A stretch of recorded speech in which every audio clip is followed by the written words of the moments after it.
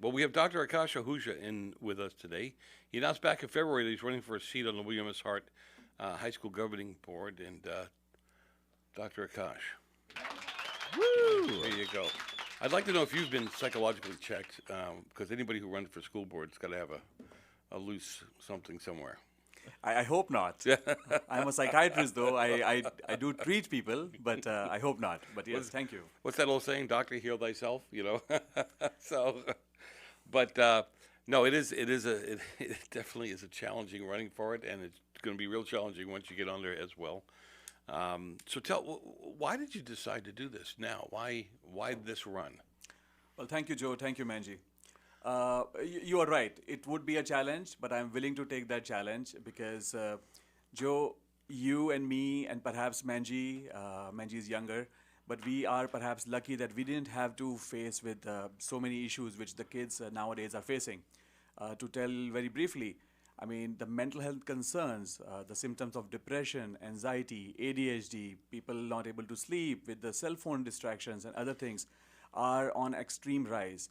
The number has almost doubled after the pandemic. And me being a psychiatrist, a board certified psychiatrist, puts me in a unique situation where I genuinely believe that I can help the kids in terms of their mental health. If the mental health situation is taken care of, it can help the kids in so many other ways, like improving the attendance, improving the grades, improving the behavior. They can reach the potential best if the mental health is taken care of. And that is one of the main reasons that I believe that I would be great, and that prompts me to run for the Hart School Board. Another very strong reason is that I'm a father myself. I have two kids in the district. My son just started ninth grade, so high school, and my daughter just started seventh grade, so junior high school. And I understand the situation, what parents deal with on a day-to-day basis. So having a board member, which I'm the only one running for that seat who is a father right now, puts me in a unique situation. And I genuinely believe that I can do a great service for our kids and parents and teachers. Yeah, one of the things that I'm kind of interested in is how you find that balance between parent and just approaching the mental health specifically, because I feel like it's a little bit different when it's your own kid, where it's like, okay, do I be the parent and kind of raise my voice here? Do I approach this situation differently? How do you kind of like find that balance between being the parent and kind of like the analytical mind of like for mental health? I think I try to keep it very simple, Manji. Good question, though. I try to keep it simple. For me, education and good health for our kids was always the priority. And my wife is phenomenal.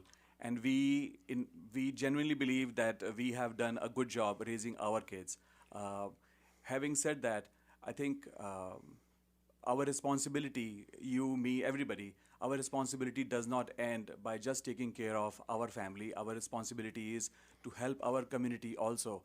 And with my skill set, I can definitely be able to maintain a balance between being a parent and being a board member to help our kids also to navigate those things.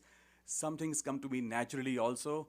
I'm a team player, and I can do multiple jobs luckily at the same time, and that should be very helpful to me as a board member, being a parent also.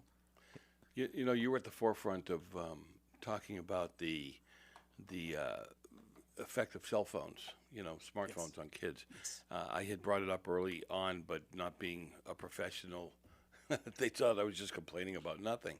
But we've actually seen since the pandemic a real increase in dependency on these phones or what have you. Even some more and more psychotic issues that are happening when these kids don't have access to that phone. But like I said, you came up and you didn't give up. You kept coming up and talking about the effects from a medical standpoint.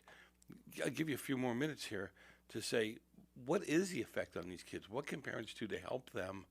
Because we've seen the positive effect at junior high schools. When we took the phones away, Thank you. the kids were more interactive with each other. They were more attentive in the class. They're doing better with their,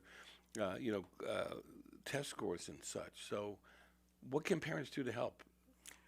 Joe, first thing parents can do, and first of all, thank you for the acknowledgement. I genuinely believe that yes, cell phones are a big distraction, not only in terms of academics, but overall personal growth. I think, like every single technological part, it should be used very judiciously, and I'm glad that that the junior high schools at least have a restricted cell phone use in the Hart School Board. What can the parents do? First thing parents can do is they have to set up an example themselves. It is very easy for parents to preach their kids or tell them that, hey, don't use the cell phone here and there.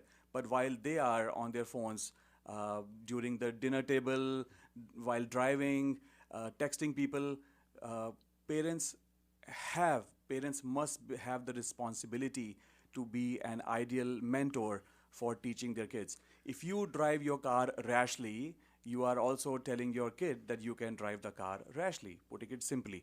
Same thing, if you are using the cell phones irresponsibly, the kids will also take that into account. Restrict the social media use. I think as parents, we might be able to use the Facebook and Instagrams and other things somewhat judiciously, but I think kids would have a very hard time because the kids' brain are different. Kids' brain functioning is different than our brain functioning. It is very hard for them to have an emotional stability once somebody puts a negative comment on their Facebook post or an Instagram post.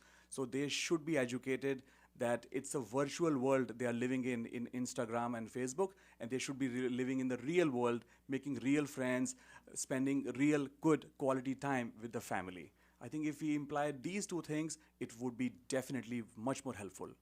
Now, one of the big things that I know is kind of important is being tech savvy, because I know it's there's a lot that for the kids also need to be educated on what the negative effects and things like that, but I also think that the parents need to be taught a little bit, because I know there are some parents that are a little scared of trying to dive in and get their hands dirty on like the technology of like, oh, I just don't want to be a part of that. But there are so many things that kids are facing these days, not just the social media with like cyberbullying, but then we also have Snapchat, where it's so easy to get access to drugs, and there are just so many different avenues. And these kids, they're clever.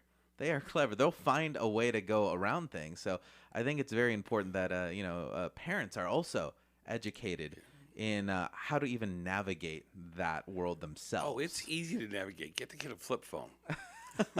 No, I 100% agree with Manji though, that I think yes, the parents need to be educated, and I think it is the responsibility of the parents to educate themselves on seeing what their kids are actually seeing and what their kids are dealing with. If they have that knowledge, if they have those tools, they will be able to parent their kids in a much better way. So where do people find out more information about you? They can go to my website. They can go to my Facebook page. My website is draforhart.com. I'll spell it. It's DR number 4.